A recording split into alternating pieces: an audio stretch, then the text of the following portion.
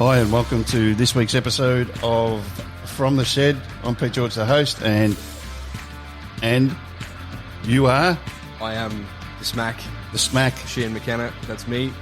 So today we're going to have a bit of talk about AFL, NRL. I've had a bit of a chat during the week to the African Warrior, and we'll have a little bit of a chat about his promo that he's got going on at the moment. And then we'll have a look up until round 15 of the Unibet Premier League. And we'll have a look at the ladder, look at round 16, and then from there it will be the finals, it looks like, in October, which is a fair whack away. So how are you, Smack? I'm just fine and dandy. Yourself, Mr. Pete? Yeah, not bad for an old bloke that's running around getting scared from COVID-19. No, not really, but you got to do what you got to do. Well, getting scared or running? Scared off running. So first up, fair bit happening in the AFL. Grand finals come up to Queensland, which is a good thing. I think a few of the people that know me will be shocked by this. I think it's a good thing what the Queensland government's done. They've worked hard to get all the codes up here, including netball as well as the AFL and the NRL. So we're a little bit of the sport mecca, and to be rewarded with the grand final, which is good. Hopefully the 30,000 will be able to go there. But I am a little bit miffed about one thing. When you make an announcement on something, why do 400 people from Victoria have to come and stay at Palm Meadows Resort? That's beyond me, when every other Queenslander that comes from interstate has to go into a little 6x4 motel room. But then money talks. Absolutely. Those 400 people aren't going to be, people on the dole or on JobKeeper. They're going to be 400 of, the so-called important people that have loads of kind to spare. Yes, so that's the only thing that sort of tainted the announcement. I thought that they could have done that remotely, and then a couple of weeks out from the final series come up and, go through the process there, not just the media get photos of all of these people at the airport the day before. That's what's done it for them, but that's the only political bit we're getting. Oh, no, there is one thing, and I'll get your opinion on this. I haven't told you about it, but we'll skip NRL and we'll go to Devin Peterson, who's the African Warrior darts player, commentator. Dancing guru, loves the mirror. I got talking to him during the week. Over in South Africa, they got policies with their sport of inclusion and having a good mix of white and black sports people and administrators in their sport. Yeah. And as you do when you're running a sports podcast, you filter through anything, because we do focus on darts, cricket, golf, a few of the different sports. And watched a YouTube video where, to me, one of the greatest all-rounders of all time, Jacques Kallis, was supposedly sacked from being one of the consultants to Cricket South Africa based on their new policy that they will employ a certain amount of... They will employ black people over white. And the videos were from white South Africans, so I thought, okay, what goes on? A bit biased. When I had a look at it and talking to Devin, it was a little bit more deeper than that, and it was if two people went for a job, one was black and one was white, they were equally qualified and the standards of everything was there, then they would employ the black person. So, and that when they're trying to do what they do, and if you know what the history of sport is in South Africa, I'm not a big fan of it, but if that's what they want to do, and if it is equal, if they are equal, and it's the bit that shocked me was I don't think there's an equal to Jacques Kallis. No, when it comes to a consultant, so that's a little bit of a quirk. But if that's the policy that they're going to run with, well, that's the policy. But it's the same as everything. Like what works here might not work there. Yeah, like they've obviously got different problems than what we have here, and their way of trying to solve that problem is to Do that. Yeah. Have it split down the middle. If you've got 10 jobs, 5 are black, 5 are white. Yeah. And try and, get a common ground that way. Yeah. The downside of that is going to cause conflict.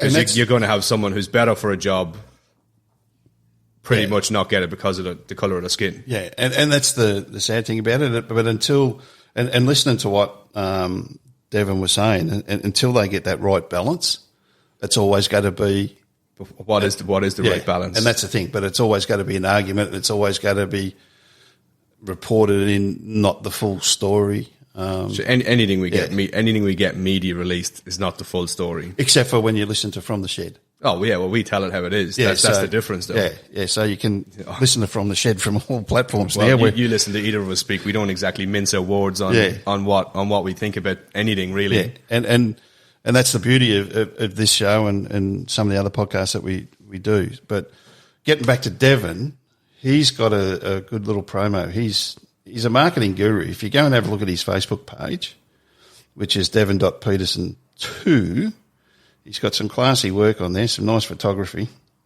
But at the moment... must be that little camera he has at the end when he flips it up. Flipping his little flip selfie camera. master. Yeah, he thinks he's sexy, but hey, we're on radio here, so this is what it is. So at the moment, there's a new dart magazine come out. Oh, yeah? Darts World Media magazine. And if you buy a match-worn shirt or a signature Devon Peterson set of darts, you'll get an autographed magazine as well. Oh, yeah. So it's a good little package. I think his shirts are about £75. I don't know what that is in. That is about 120, something like that. Maybe a little bit less. Yeah, so it's a good little thing in the magazine. Just a little bonus. That's obviously not just for the shirt. That comes with the magazine and sign. That's memorabilia stuff. Yeah, it's memorabilia stuff. So there you go, Devon. So that's devonpeterson.co.uk. I get these pommy ones wrong. But now let's get back to the NRL. And we spoke, I think it was 2 episodes ago, when Seabold pulled the pin. Yeah. I come up with my theory of coaches when they change that the team improves. Yeah. The poor Broncos, boom, boom. Nah. So, Smack, what do you reckon the issues are with them now? Well, they still haven't got a direction that they're actually going in. They're still a team of young fellas. Yeah. They've got no real leaders in that team. They're lacking a bit of quality in places, and they're carrying blokes. You can't do that anymore. Yeah. The game's gone too fast, too powerful, and the other teams are too organised to be having an off day. And they haven't. Well, not that they have an off day, but it's just they don't have what they need to win. Yeah. From what I've been watching now, that over the years, like if you got out to half time at 12, 14, maybe 16-0. You were pretty comfortable, but now the teams are running you down, and if you don't start well, or in the case, I think this week the Broncos started okay, but the Broncos generally start pretty well. Yeah, it's the last 20 minutes that kills them. Yeah, and the way the game has gone with the new 6 again, the game's gone faster, so you really need to be at your fittest and your sharpest in your last 20 minutes because. Do you think that play on, like I call it a play on rule, like we do in AFL, where the referee just says another 6 and there's no pause and and it just runs on? Do you think it's caught a few of the teams out in fitness? Absolutely. Yeah. The Broncos are the perfect example. Yeah. You look at round 1 and 2; they were premiers. Yep. Everyone was like, the Broncos are going to run away with this. Because they're a huge pack, they had a couple of little nippy blokes feeding off them, and their structure was going to work. Yeah. Then they changed the rules, and all those big blokes have been found out. They can't keep the pace of the game. Then they get caught out of position because they're not fit enough to get back. So you could nearly virtually say now that the true role of the forwards is diminishing then, because it's really just run. you still need the big bloke to make the impact. Yeah. That big bloke has to change how he's conditioned. Yep. From, maybe to wear 110, 120 kilo, they might need to now go to 100 to 110 and just be that bigger body but fitter. And that comes back to, I saw, and we spoke about this during the week, I saw a post where it was one of the forwards, I can't remember who it was. He was huge, absolutely huge. And he broke a line and they clocked him running at 36 kilometres an hour. It doesn't surprise me. And that's just freakish. That's madness, absolutely madness. So I can understand with some of the elite runners in AFL and like Ponga and stuff like that in NRL, but have 100 kilo bloke clocking. But you look at the NFL combine, like they only measure a lot of the guys off 40 meters. Yeah, like you take a big bloke who's got like that explosive power, that fast twitch fibers in his legs. If he's only running 20, 30 meters, he might be faster than an Olympic sprinter, but he just can't sustain it. No. Whereas this bloke scored a try, and one of the episodes I'll find it and I'll let everyone know. But just on the NRL, Broncos went down so far 25-12 to the Panthers. What you were saying about has the game stuffed a lot of teams? You look at all the teams that are sitting in the bottom 4 or 5 and haven't changed are all the structured teams. Yep. All the teams that have gone with this, well, let's play a little bit of freedom football. Yep. They're the ones that have actually gotten better. Yep. And that's evident Panthers last year to this year. You look at the Roosters as well, the Storm. Yep. And then you got the Knights give the Sharkies a series touch-up 38-10. Which was a surprise considering they got pumped by the Warriors last week. Yep. And then Bunnies went down by 6 to the Storm, 22-16. Watched a little bit of that. It was a good match. It was like 6 HIAs in the first 25 minutes. Yeah. That was a tough game. Yeah. There was no holding back in tackles or anything there. Nah, that was on for young and old. You didn't see the guy, the Storm centre. He went to tackle a guy, and as he's hit the guy, the lad's knee has come up, caught him right in the nuts. Nah. He literally folded this guy in half. He might have been a piece of paper. And he just went through him, but as he's gone through him, his legs have come up and his knee has caught him right, and I mean right in the plums. Got him good.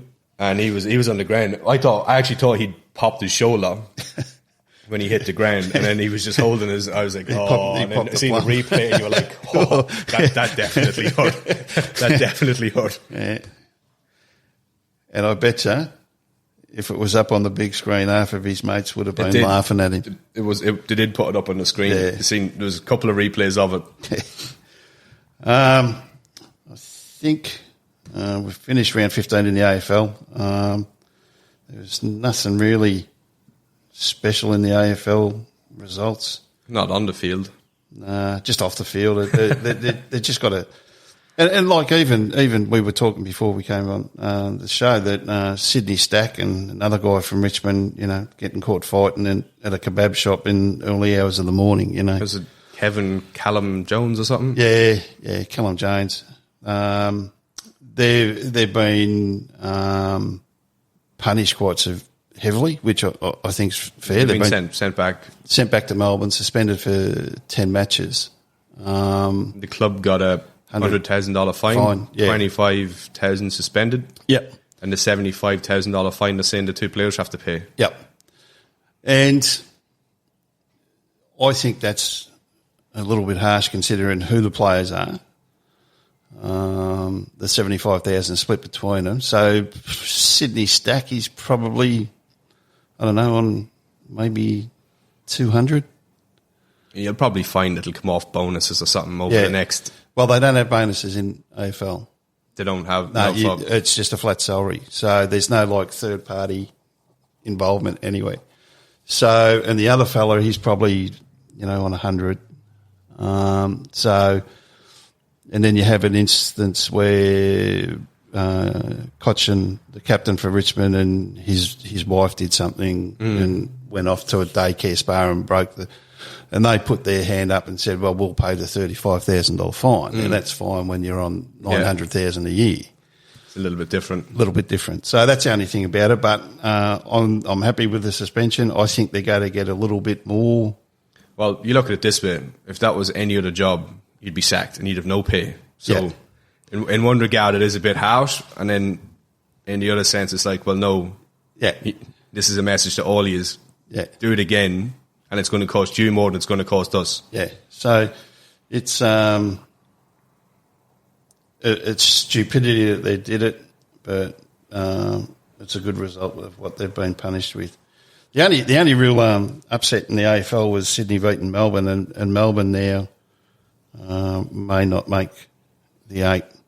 And when you play like they do, so inconsistently, they don't deserve to be in the 8. That's my opinion. But I think the AFL this year, regardless of who wins it, there's going to be a bit of an asterisk beside it. Like, I think it's the lowest scoring games in the AFL I've seen in the 12 years I've been here. Yeah. I have a very strong opinion about this. I was fortunate enough in the inaugural season to cover the AFL as a photographer and wrote a few bits and pieces about it. What you're seeing with the men is no different to how the AFLW is played. So the AFLW is 15-minute quarters with no time on. The AFLW have 16 players instead of 18 players. So, and basically the coach mindset, and I had a talk to a couple of coaches at the AFLW, and their mindset is, we don't care what the score is as long as we get the 4 points. Well, that's not a bad way to look at it. Yeah, and that's now stepped over to the AFL, knowing that they've got these short quarters, that they're congesting part of the game to open it up to score. So it's I think it's just a reflection of these guys trying to understand how to play shorter quarters with the same amount of people. If they went to 16, you'd probably see it open up a little bit more and probably higher scores. But having said that, there's been some big blowouts. The Suns have scored pretty heavily at times. Dogs have scored heavily at times. But isn't that an indication to teams that sometimes you're better off just going for it? Yeah. And like, it's not new. Like, what's happened now in the AFL, right? I know the COVID has changed, the way the game has been played a little bit. Yeah. But it's happened in, soccer. It's happened in league. It's happened in union over the years where teams have gone more defensive minded, and they were like, well, if we stop you from scoring, and we keep the ball, you can't score, so we win. Yeah, and it's quite funny now how that if you have a look at the ladder, like with the Swans and Hawthorns and things like that, the teams that have been up for a very, very long period of time, set on a particular way they play, they've had trouble because of personnel to adapt. And that's the way I look at it. But, they're doing the best they can in situation that they're in. But so that's the go on the AFL, NRL, and our friend Devin Peterson. If you want to send us one of your coffee mugs, that'll be nice, mate. But yeah, or said it no. But so now we get to. Now we get to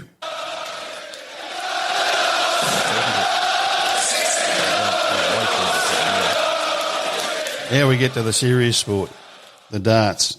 We're coming to the end of the preliminary rounds of the Unibet Premier League. Round 15 was concluded last night. Who were the winners, Mac?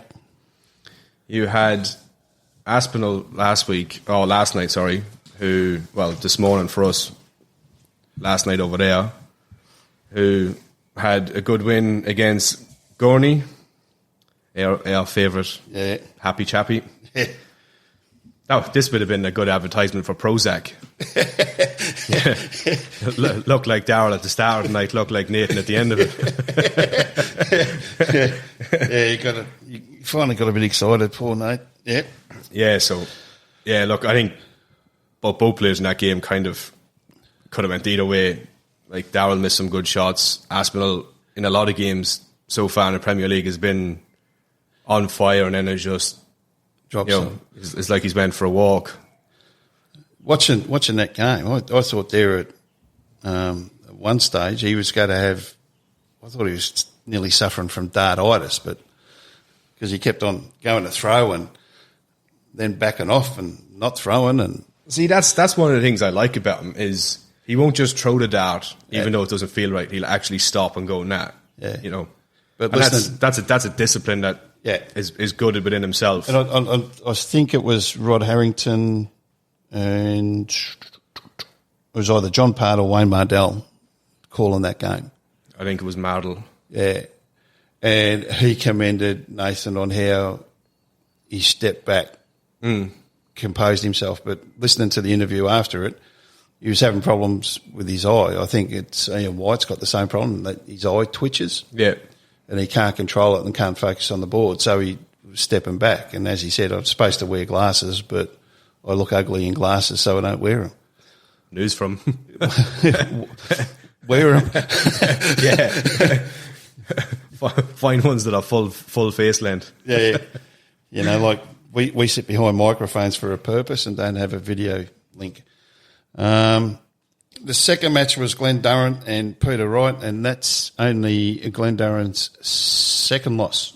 Yeah. 8-6 to Pete Wright. I know I said last week I'm going for Glendarren to win it, but having a look at the form of the last few matches of Peter Wright, you can't... to win it outright. Yeah, I think he will win the Premier League now. You can't continue to average over 105 and lose like he was.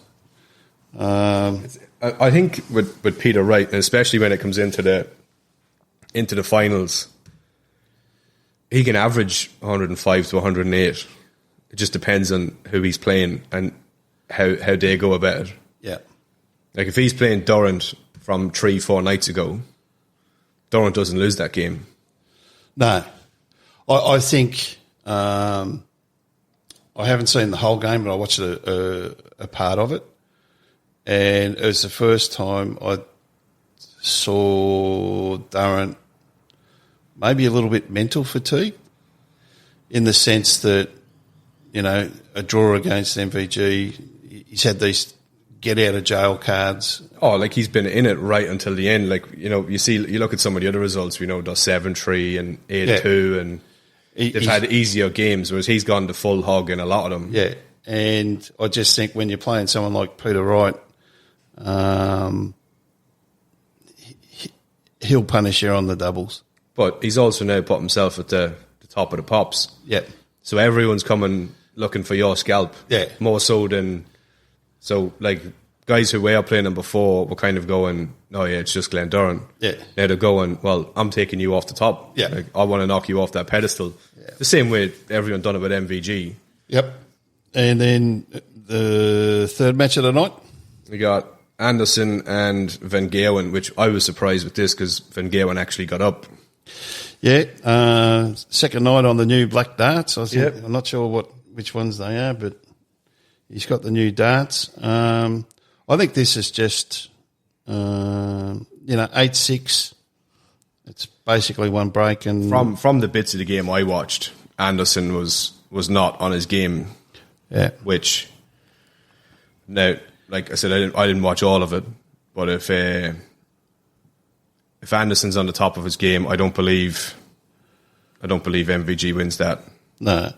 You know, they both, MVG averaged 103, Gary 100. That's one of the things I find very, very funny is, like, everyone's saying, oh, you know, MVG's playing terrible. You know, he's not the MVG of old. I don't think he's averaged below 98 or 100 in any of the games he's lost. No. Like, he's still playing top quality darts. He's just not the freak he has been. I just think with MVG, it's like, okay, if we have a look at golf, say Tiger Woods, when he was going through the adrenalines, They don't even look like them, though. Nah. When Tiger went through all that trouble with his first misses and... Yeah. You know, when he was playing 18 holes on and off the course. On and off the course, I think everybody then realised that this guy's human. Mm. And then he started to get beaten, and then he wasn't as dominant as he was. And at the elite level, and I could be wrong here, but a lot of it's psychology at the elite level. You know, you've all got the ability to win. There's a reason nobody stays at the top forever, because it is so taxing, mentally, physically, you know. And then, like I said, everyone tries harder to beat you. Yep. Like, you're the pinnacle. Yeah. I beat you. I make a name for myself. And there's only a couple of sports that I can think of where even then it was really two people. Squash. When I was younger, I used to play junior squash and on championships, and there was Jeff Hunt and Jahinga Khan. And then it was probably the distance from Australia to the United States between the rest of them. Yeah. Every final was just those two guys, and it was just a toss of the coin out of those two guys who won. Not so much like the tennis now with Rafa and all of them. They're vulnerable. Yeah. Whereas these two guys weren't, you know. Like, yeah. Well, Nadal and Roger Federer dominated for a long time. Yeah. And then Djokovic came into the frame. You know, Andy Murray came in for a brief period there. Yeah. But they can be beaten. It's just that every now and again you just think to yourself, no, you can see at the start of a tournament if they're going to be beaten or not. And then the final match, which is really just a pointless exercise at this point in time when you have a look at the table. Gerwyn Price and Michael Smith, 7-all draw. And that has basically, I think, Smack put the kibosh on those two. Well, Smith's definitely out. Gerwyn Price He needs a win. He needs to win, and he needs Aspinall and Van Gerwen to lose badly. Yeah. Well, having a look at it, he's plus 10. Yeah. So he's got a comfortable for and against. He's got to win and just hope that the other two boys lose, and then he's in. So Gerwyn Price is playing Gary Anderson, which is not going to be an easy game. No, I think Gary's going to be cheesed off after his performance. And then Glenn Durrant plays Nathan Aspinall, which could be a problem for Aspinall. Yep. And then Michael Van Gerwen plays Daryl Gurney, which shouldn't be a problem for Van Gerwen, although Gurney has got to jump on him a couple of times. Yeah. And then Peter Wright and Michael Smith. Peter Wright's got the... Yeah, Peter Wright can't be touched. It just depends on where he finishes up. Yeah. So if Anderson gets the win and Wright gets the win, it'll pretty much stay the same way it is in the top three. Yeah.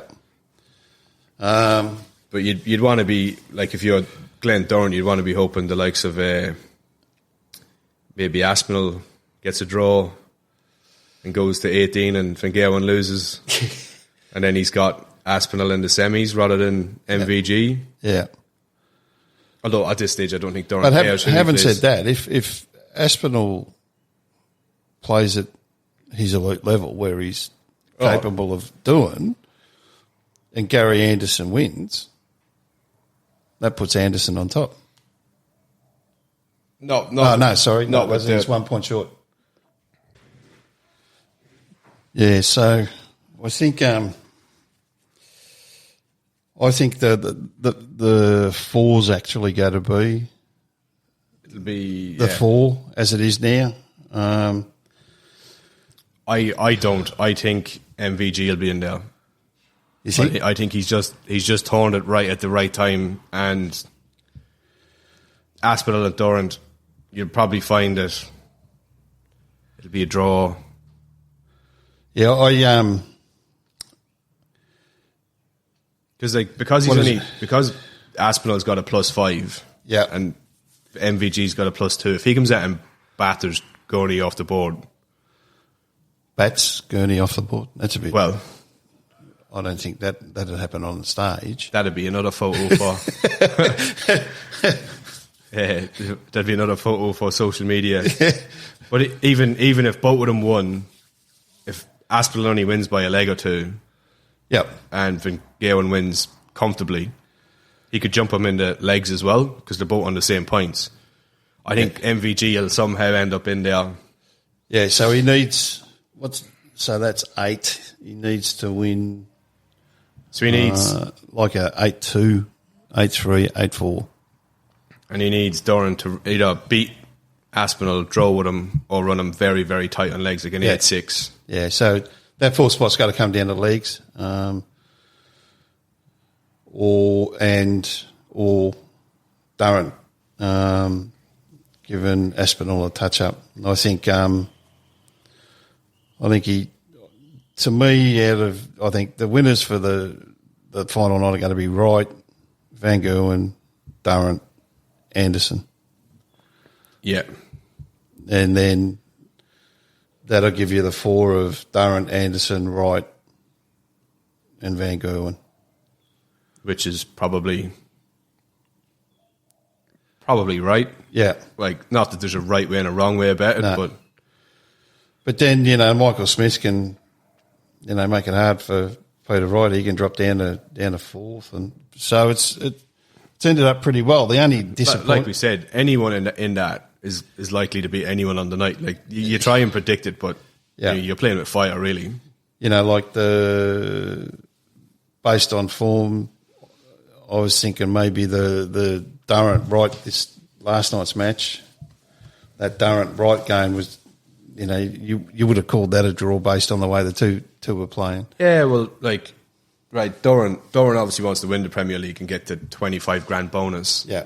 But he's pretty much done that. Yeah. And then with Anderson losing to Van Gawen, that's pretty much it sewn up. Yeah. So was Doran kind of like, well, yeah, I don't want to be beaten again, but at the same time, I'm not going to be, maybe he is that a little bit, maybe he's not going, well, I'm not just going to push myself right to the end. Yeah. Because I have got a big final series coming up. Yep. But it's all about game management as well. Yeah. The other thing that's a little bit weird, and I know it's all because of COVID and everything, having a look, the autumn series starts